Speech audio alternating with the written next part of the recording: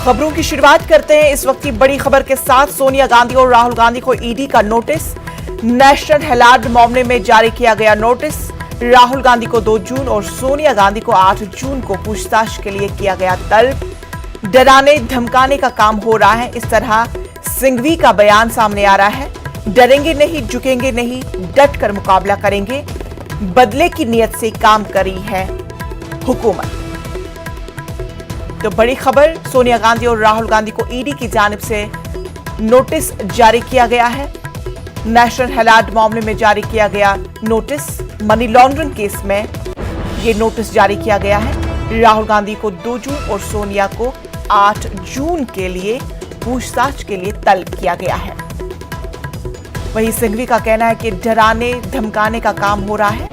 डरेंगे नहीं, झुकेंगे नहीं, डट कर मुकाबला करेंगे। बदले की नियत से हुकूमत इस तरह के काम अंजाम दे रही है। तो वहीं कांग्रेस लीडर रणदीप सुरजेवाला ने इस पर अपने सवाल खड़े किए हैं। उनका कहना है, इस पूरे मामले पर हमारे साथ बात करने के लिए शंकर आनंद हमारे साथ जुड़ चुके हैं। शंकर आनंद, बहुत बड़ा मामला अभी सोनिया गांधी और राहुल गांधी को ईडी की जानिब से नोटिस दिया गया है, तो क्या कुछ है मजीद तफसील? देखिए, केंद्रीय जांच एजेंसी ईडी के द्वारा एक बड़ी कार्रवाई को अंजाम देते हुए कांग्रेस के सबसे बड़े नेता के तौर पे जिसे जाना जाता है सोनिया गांधी और राहुल गांधी, इन दोनों को पूछताछ के लिए एक सम्मन भेजा है और 8 जून को पूछताछ के लिए बुलाया गया है। जो पूछताछ की तमाम प्रक्रियाएं होंगी वो दिल्ली जी। तो नाज़रीन, हम आपको बता दें कि जिस तरह से सोनिया गांधी और राहुल गांधी को ईडी की जानिब से नोटिस दिया गया है, तो वहीं कांग्रेस के लीडर रणदीप सुरजेवाला ने ईडी की इस कार्रवाई पर सवाल खड़े किए हैं। हम अपने नुमाइंदे से फिर से राब्ता करने की कोशिश करेंगे, उनसे जानेंगे कि इस ताल्लुक से मजीद तफसील क्या कुछ है। तो अभी की बड़ी खबर आपको बता दें कि सोनिया गांधी और राहुल गांधी को ईडी की जानिब से नोटिस जारी किया गया है। नेशनल हेराल्ड मामले में जारी किया गया ये नोटिस ईडी की जानिब से। तो मजीद तफसील हासिल करेंगे शंकर आनंद अपनी बात को जारी रखें। केंद्रीय जांच एजेंसी ईडी के द्वारा एक बड़ी कार्रवाई को अंजाम देते हुए कांग्रेस पार्टी के प्रमुख जी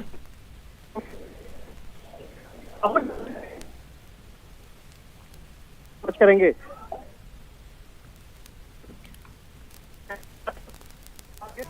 तो नाजरीन, आपको बता दें कि शायद टेक्निकली कुछ प्रॉब्लम आ रही है, लेकिन फिर भी हम राब्ता करने की कोशिश करेंगे और जानेंगे कि किस तरह से सोनिया गांधी और राहुल गांधी को ईडी की जानिब से नोटिस भेज दिया गया है। दरअसल ये नोटिस नेशनल हेराल्ड मामले को लेकर ये नोटिस भेज दिया गया है। राहुल गांधी को 2 जून और सोनिया गांधी को 8 जून के लिए पूछताछ के लिए तलब किया गया है। और वहीं सिंघवी का बयान भी सामने आया। उन्होंने कहा, डराने धमकाने का काम हो रहा है और वो डरेंगे नहीं, झुकेंगे नहीं, बल्कि डट कर मुकाबला करेंगे। बदले की नियत से हुकूमत इस तरह के काम अंजाम दे रहे हैं।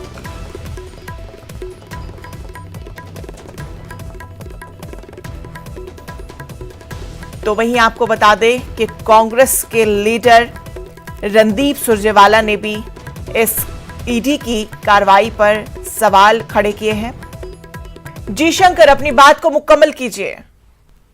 देखिए, जिस तरह से केंद्रीय जांच एजेंसी ईडी की टीम नेशनल हेराल्ड मामले में तफ्तीश कर रही थी और इसी तफ्तीश के दौरान कई महत्वपूर्ण जानकारियां मिली और उसी जानकारियों के आधार पर ईडी के द्वारा सोनिया गांधी और राहुल गांधी को पूछताछ के लिए नोटिस भेजा गया है। जी। ये पूछताछ की प्रक्रिया दिल्ली स्थित ईडी मुख्यालय में होगी और उसके लिए 8 जून का वक्त मुकर्रर किया गया है। 8 जून को सोनिया गांधी और राहुल गांधी दोनों को पूछताछ के लिए बुलाया गया है। और जिस तरह से देखा जाए, इस नेशनल हेराल्ड मामले में पहले भी सबसे पहले इस मामले में केंद्रीय जांच एजेंसी सीबीआई ने केस को रजिस्टर किया था और बाद में उसी केस को टेक ओवर किया गया था ईडी के द्वारा। इस मामले में कई लोगों से पूछताछ हुई, कई आरोपियों की गिरफ्तारी हुई, यहाँ तक कि इस मामले में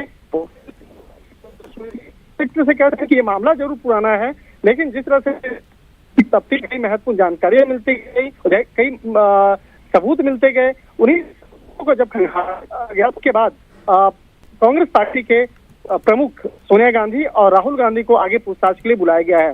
तो ईडी हेडक्वार्टर के हमारे जो सूत्र हैं उन्होंने इस मामले पर औपचारिक तौर पर इस खबर की पुष्टि करते हुए बताया गया है कि 8 जून को इन दोनों को पूछताछ के लिए बुलाया गया है और ये पूछताछ की प्रक्रियाएं दिल्ली स्थित ईडी मुख्यालय में होगी। ईडी मुख्यालय में इन तमाम पूछताछ की जो प्रक्रिया की जाएगी उसके लिए सवाल जवाब। जी, तो चलिए शंकर, आपका बेहद शुक्रिया तमाम जानकारी के लिए। तो नाजरीन, आपको बता दें कि सोनिया गांधी और राहुल गांधी को ईडी की जानिब से इस ऋण को हटाने के लिए, उसके किताबों को साफ करने के लिए एक बड़ी सरल चीज की गई जो इस देश में हर कंपनी करती है, विदेश में हर कंपनी करती है। उसने इस ऋण को इक्विटी में परिवर्तित करने का निर्णय किया। ये इक्विटी में परिवर्तित करने से जो रुपया आया उसका 67 करोड़ तुरंत भुगतान कर्मचारियों के वेजिस के भुगतान के लिए उनको भी दिया गया। सब कुछ औपचारिक रूप से हुआ। अब जब आप कन्वर्ट करते हो ऋण को इक्विटी में, तो आपको ये जो ऋण है उसको असाइन करना पड़ा एक और कंपनी को। ये वैसे किसी भी कंपनी को असाइन कर सकती थी, लेकिन नई कंपनी जिसको असाइन किया गया, जिसको स्थानांतरण किया गया, जिसको दिया गया, वो कौन थी ये जानना भी आवश्यक है। वो थी यंग इंडिया, जो एक विशेष प्रावधान कंपनीज एक्ट के अंतर्गत, सेक्शन 25 कहते हैं उसको, वो बनाई गई कंपनी जिसमें 2 बड़े महत्वपूर्ण प्रतिबंध हैं। आम कंपनी की तरह नहीं, सेक्शन 25 कंपनी न तो कोई डिविडेंड दे सकती है, न प्रॉफिट, जिस प्रकार से कमर्शियली प्रॉफिट समझा जाता है, उसका इस्तेमाल कर सकती है। यानी अगर 10,000 करोड़ भी वो कमा ले तो एक पैसा भी ऋण के डिविडेंड के रूप में बाहर नहीं निकल सकता। इस कंपनी में वो 90 करोड़ या जो भी डेट था ट्रांसफर हुआ।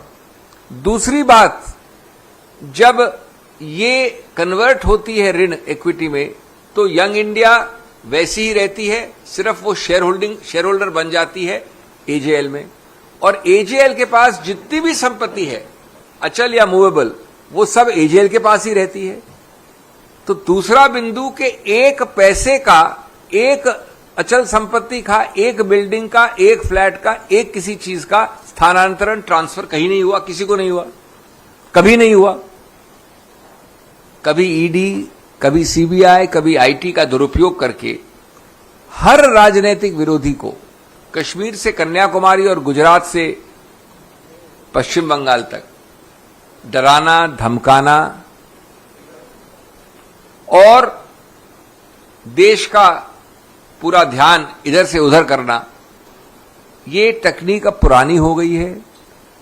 जैसा हमने कहा, हम न डरेंगे, न झुकेंगे और सीना ठोक कर ऐसे कारनामों का सामना करेंगे। तो नाज़रीन, आगे बढ़ते हैं। जम्मू कश्मीर में टारगेट किलिंग का मामला सुप्रीम कोर्ट पहुंच गया है। अर्जी गुजार ने हिंदुओं की टारगेट किलिंग के खिलाफ सख्त एक्शन लेने की अपील की है।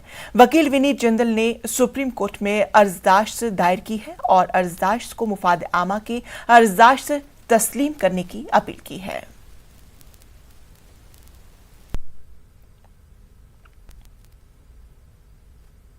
वादी कश्मीर में गोपालपुरा कुलगाम में कायम गवर्नमेंट हाई स्कूल में तैनात रजनी बाला नामी हिंदू टीचर को मिलिटेंटों ने कल हलाक कर दिया था।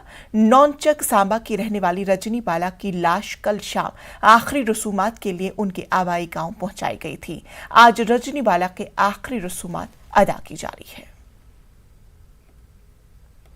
कुलगाम में रजनी बाला के मिलिटेंटों के जरिए टारगेट किलिंग के बाद मुख्तलिफ मकामात पर एहतिजाज का सिलसिला खनूस जारी है। सांबा में भी लोगों ने एहतिजाज किया। कौमी शाहरा पर लोग बैठ गए और एहतिजाजी मुजाहिरा किया। कुलगाम में रजनी बाला के कत्ल को लेकर लोगों में नाराजगी देखी जा रही है। जम्मू में लोगों ने बीजेपी के खिलाफ एहतिजाज करते हुए अपनी नाराजगी का इजहार किया। नाराज लोगों ने जम्मू कश्मीर बीजेपी सदर रविंदर रैना के सामने एहतिजाज दर्ज कराया। इस मौके पर रविंदर रैना ने एहतिजाजी लोगों को सिक्योरिटी फराहम करने और कसूरवारों के खिलाफ सख्त कार्रवाई की यकीन दहानी कराई। इस वक्त एक बड़ी साजिश कश्मीर के अंदर टारगेटेड किलिंग्स के एक मॉडस ऑपरेंडी के तौर पर पाकिस्तानी आतंकवादी कर रहे हैं। हमारी सेना, हमारी पुलिस और हमारे पैरामिलिट्री फोर्सेस के जवानों ने पहले भी जो राहुल भट्ट साहब के कातिल थे उनको, और जो वहाँ अमरीन भट्ट जो टीवी एक्ट्रेस थी उनके कातिलों को 24 घंटों के अंदर मौत के घाट उतारा। जो भी इस षड्यंत्र में शामिल थे उन सबको भी जमीन के पाताल से निकाल के मौत के घाट उतारा। सेना ने कमर तो तोड़ी है आतंकवादियों की, बौखलाहट में, फ्रस्ट्रेशन में, डेस्पिरेशन में इस प्रकार के षड्यंत्रों को वो अंजाम देने की साजिश कर रहे हैं। इन साजिश करने वालों को भी नहीं छोड़ेंगे। ड्यूटी प्रशासन बिल्कुल मतलब मेहनत से काम कर रहा है, और हमारी जो बेल्ट फोर्सेस के नौजवान हैं, चाहे वो जेकेपी हो, चाहे वो सीआरपी हो, चाहे वो आर्मी हो, वो मिल के ऑपरेशन भी कर रहे हैं। जो लोग घटनाओं को अंजाम दे रहे हैं उनको भी मौत के घाट उतारा जा रहा है।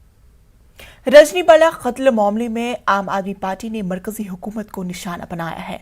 आपके मुताबिक मरकजी हुकूमत जम्मू कश्मीर में अक़लियतों को सिक्योरिटी फराहम करने में नाकाम रही है। हमारे नुमाइंदे समीर भट्ट ने आप लीडरों से बातचीत की, आइए सुनते हैं।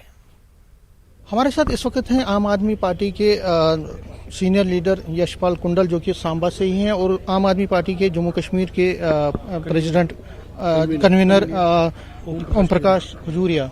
इनसे हम बात करें। पहले यशपाल कुंडल जी से बात करते हैं। यशपाल जी, आप इसी डिस्ट्रिक्ट के हैं, आपकी अपनी जो बहन है वो चली गई, क्या कहेंगे? देखिए, पहले तो मैं ये इसकी कंडेम्ड करता हूँ कि इस किस्म की मरमम हत्या हुई है रजनीवाला जी की, और उसी के साथ साथ ये मैं कहूँगा कि जो हमारी proxy government Bharatiya Janata party की जम्मू कश्मीर में चल रही है, ये टोटली फेलियर हो चुकी है। और लोगों को जो जम्मू के डोगरा एम्प्लॉई हैं, जहाँ कश्मीरी पंडित हैं, उनको सिक्योरिटी देने में ये टोटली फेल हुए हैं। अब हम ये कहेंगे कि रजनीवाला का जो हस्बैंड है राय कुमार जी, वो भी श्रीनगर में ही सर्वे कर रहा है, और एक बच्ची जो है वो भी उनकी है। उनको आज ही आर्डर करके जम्मू में शिफ्ट किया जाए, और जितने भी डोगरा एम्प्लॉय जो श्रीनगर में सर्विस कर रहे हैं उनको अपनी अपनी डिस्ट्रिक्ट में तब तक भेजा जाए तब तक उनकी सेफ्टी और सिक्योरिटी मुहैया नहीं होती।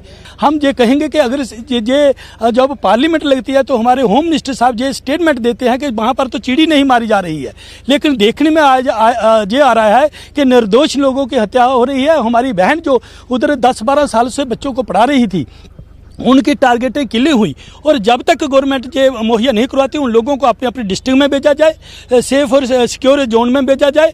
और मैं ये कहूँगा कि ये सरकार को जिम्मेदारी लेनी चाहिए, और ये टोटली फेल हो चुकी है गवर्नमेंट। सिर्फ इनके स्लोगन ही वो ज़मीन पे हैं, प्रैक्टिकली कुछ भी ज़मीन पे वो लोगों को हासिल नहीं हो रहा है। देखिए, जब बात करें हम कश्मीर की, तो कश्मीर में लगातार टारगेट किलिंग्स हो रही हैं, चाहे वो वहाँ के शहरियों की हों या जम्मू से जो लोग वहाँ पे एम्प्लॉई हैं या कश्मीरी पंडितों की, उनकी सभी की इस तरीके से टारगेट किलिंग हो रही है। तो कुंडल जी ने कहा, जहाँ जो प्रॉक्सी जो गवर्नमेंट चल रही है, रिमोट से गवर्नमेंट चल रही है, जम्मू कश्मीर एडमिनिस्ट्रेशन जो चल रही है केंद्र के रिमोट से चल रही है, तो यहाँ तो टोटल फेलियर है, लॉ एंड ऑर्डर तो टोटल फेलियर है। बट क्वेश्चन ये है कि जब सब कुछ पता है कि वहाँ पे लगातार एक के बाद किलिंग्स हो रही हैं, और पिछले काफ़ी अरसे से जो पॉलिसी है इनकी गवर्नमेंट की, जो रिक्रूटमेंट पॉलिसी है SC STs के लिए, जो कश्मीर के अंदर या लद्दाख के अंदर, जब पहले 370 के एब्रोगेशन से पहले जो पॉलिसी बनाई गई थी, 370 के एब्रोगेशन से पहले जो पॉलिसी थी जम्मू कश्मीर सरकार की, आज उस पॉलिसी के ऊपर रिव्यू करने की ज़रूरत है कि कब तक इनको वहाँ पे रखा जाएगा, कब तक वहाँ पे बलि का बकरा बना के इनको रखा जाएगा, और जो टारगेट किलिंग्स कब तक चलती रहेंगी। तो केंद्र सरकार को और यहाँ जो हमारी एजेंसीज को इसके ऊपर कड़ा संज्ञान लेना चाहिए, और जितना जल्दी हो वहाँ पे law and order, law of land वहाँ पे मेंटेन किया जाए ताकि ये किलिंग्स बंद हों। कैमरामैन चांद के साथ में समीर भट्ट, न्यूज़ 18 जम्मू। कश्मीरी पंडितों के एक वफ्द ने दिल्ली के वजीर आला अरविंद केजरीवाल से मुलाकात की और बिजली कनेक्शन का मसला बताया, और वजीर आला को आगाह किया कि INA मार्केट में कश्मीरी पंडितों की 100 से ज्यादा दुकानें हैं, जिसे साल दर साल मुख्तलिफ तामीराती सरगर्मियों की वजह से मुंतकिल करना पड़ता है। इस वक्त इन दुकानों में बिजली का मुस्तकिल हल न होने की वजह से दुकानदारों को परेशानी का सामना है। इस मामले का नोटिस लेते हुए वजीर आला अरविंद केजरीवाल ने फौरी तौर पर इस मामले में कार्रवाई करने की हिदायत दी। कश्मीरी पंडितों के वफ्द से हमारी नुमाइंदा रचना ने बातचीत की। दिल्ली में रहने वाले कश्मीरी पंडितों को दिल्ली सरकार ने बड़ी राहत दी है। दिल्ली में विस्थापित कश्मीरी पंडितों का एक बाजार है जो कि कश्मीरी INA मार्केट के नाम से जाना जाता है। इस वक्त हम वहीं पर खड़े हुए हैं। यहाँ पर करीबन 100 से ज्यादा अधिक दुकानें हैं, लेकिन पिछले कई साल से बिजली ना होने के कारण दुकानें बंद पड़ी हुई हैं। प्रतिनिधि मंडल के कुछ लोग भी हमारे साथ बात करने के लिए मौजूद हैं, हम उनसे भी बात करेंगे। उनने अच्छा रिस्पॉन्स दिया, उनने हमारी समस्याएं सुनी और हमें आश्वासन दे दिया कि जल्द से जल्द आपको फ्री बिजली मिल जाएगी, आपका कनेक्शन लग जाएगा। हमें PWD वाले 80 लाख रुपए मांग रहे थे, ये बिजली वाले BSS राजधानी वाले 80 लाख रुपए मांग रहे थे।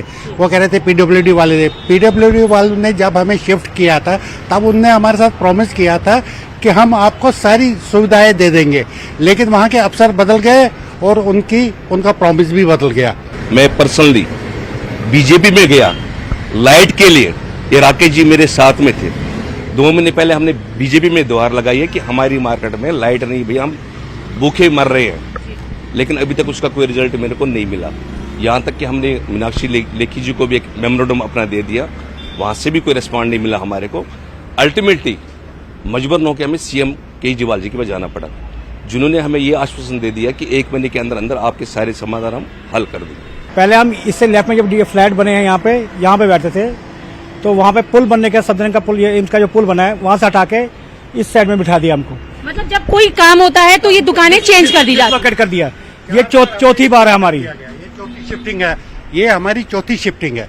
2000 में पहले शिफ्ट कर दिया गया, INA फ्लाईओवर बन रहा था, फिर यहाँ से हटा दिया गया कि कॉमनवेल्थ गेम्स था, उसके बाद PWD का ये बारापुरा नाला बन रहा था, तब हटाया गया, और लास्ट में ये चौथी शिफ्टिंग है, चौथी हम पहुंचे। ये तो हमारी चेयरमैन साहब की मेहरबानी है, जो हमारी बैकबोन है सुनील शेखर जी, उनकी वजह से हम आगे बढ़ रहे हैं।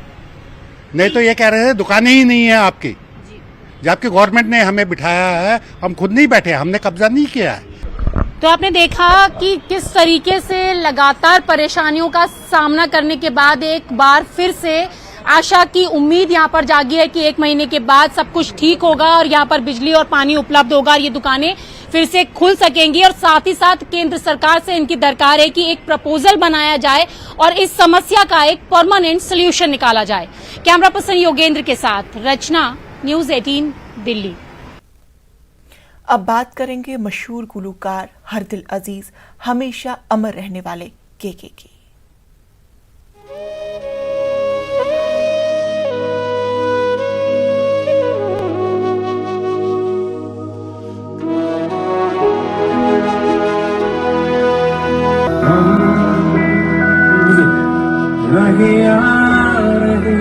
याद आएगी ये पल।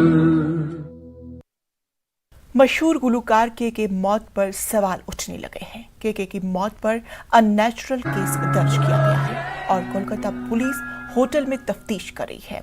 वहीं मगरबी बंगाल की वजीर आला ममता बनर्जी ने के की मौत पर दुख का इजहार किया और उनकी अहलिया से बातचीत की।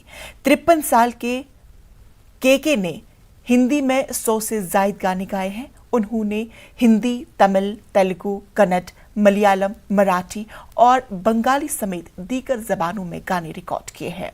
कृष्ण कुमार कुन्नाथ की मौत से पूरी फिल्म इंडस्ट्री में शोक की लहर दौड़ गई। वजीर आजम नरेंद्र मोदी ने के की मौत पर गम का इजहार किया। पीएम मोदी ने ट्वीट किया, मशहूर गुलूकार कृष्ण कुमार कुन्नाथ की मौत बेवक्त के बारे में सुनकर दुख का हुआ है। उनके गीतों में इजहार का वसी सिलसिला है। हम उन्हें उनके गानों के जरिए हमेशा याद रखेंगे। उनके खानदान और मदाहों से मेरी ताजियत। मरकजी वजीर दाखिला अमित शाह, नायब सदर जमहूरिया वेंकैया नायडू, मरकजी वजीर अनुराग ठाकुर और कांग्रेस लीडर राहुल गांधी ने भी ट्वीट करते हुए के को खराज अकीदत पेश किया। के को बॉलीवुड खराज अकीदत पेश कर रहा है। अदाकार अक्षय कुमार, गुलूकार अरमान मलिक, अदाकारा सोनल चौहान और श्रेया घोषाल व दीगर ने मशहूर शख्सियात ने के इंतकाल पर दुख का इजहार किया। अरमान ने कहा कि हम यकीन नहीं कर पा रहे हैं कि के साहब अब नहीं रहे। लॉट्स ऑफ सॉन्ग्स, एयरलिफ्ट के गाने भी उसने एक बहुत बड़ा गाना गाया था तू भूला जिसे, जो कि एक्चुअली क्लाइमैक्स गाना था।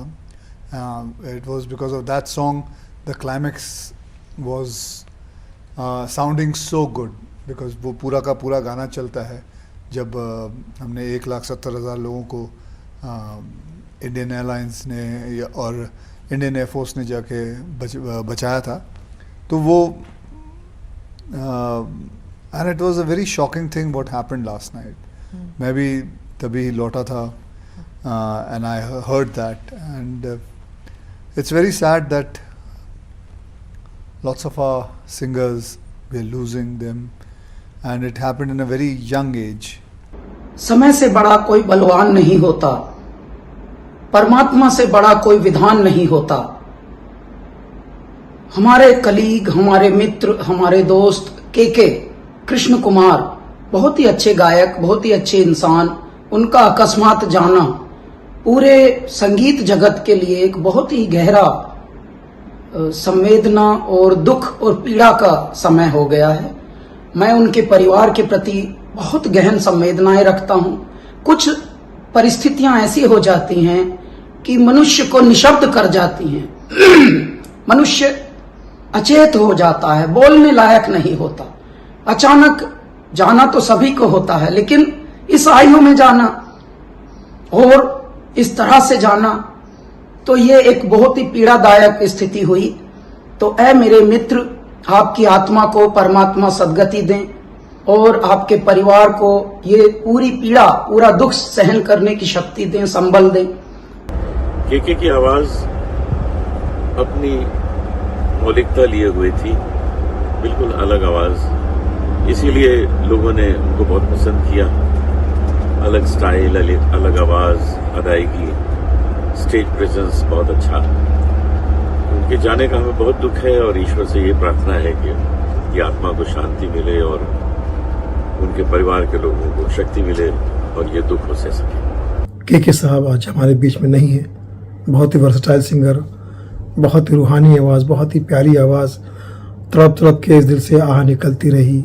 सच कह रहा है दीवाना, कल रहे ना रहे हम, दिल तो ये मेरा शोर करे।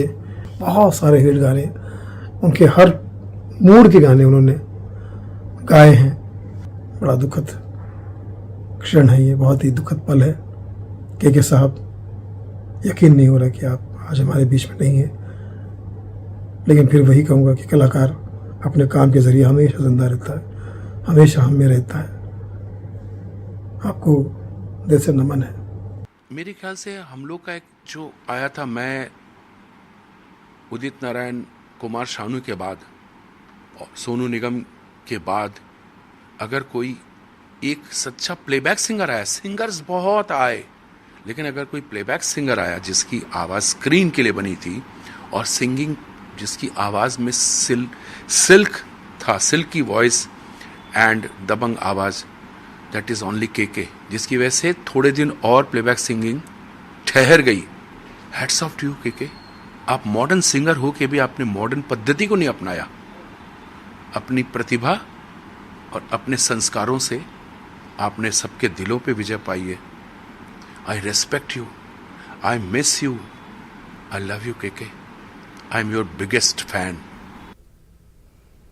कर्नाटक में कांग्रेस का बुरा हाल है। कांग्रेस के सीनियर लीडर और तर्जुमान ब्रिजेश कलप्पा ने पार्टी से इस्तीफा दे दिया है। ब्रिजेश कलप्पा ने अपना इस्तीफे के बाद बीसीसी सदर डीके शिव कुमार को भेज दिया है। ब्रिजेश कलप्पा ने कहा कि वो पार्टी के साथ मजीद काम नहीं कर सकते। उन्होंने कहा कि कांग्रेस के लिए 25 साल काम किया और अपने काम से मुतमईन हूं। ब्रिजेश कलप्पा ने आप में शामिल होने का इशारा भी दिया। कर्नाटक में कांग्रेस से इस्तीफा देने वाले कलप्पा तीसरे सीनियर लीडर हैं।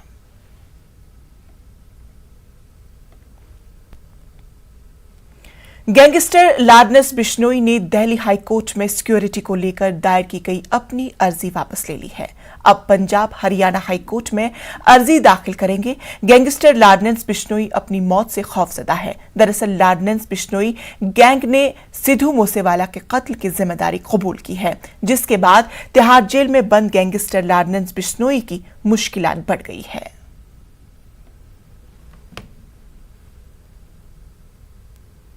तो नाज़रीन, खबरों में फिलहाल इतना ही। मुझे दीजिए इजाजत, लेकिन आप देखिए न्यूज़ 18 उर्दू।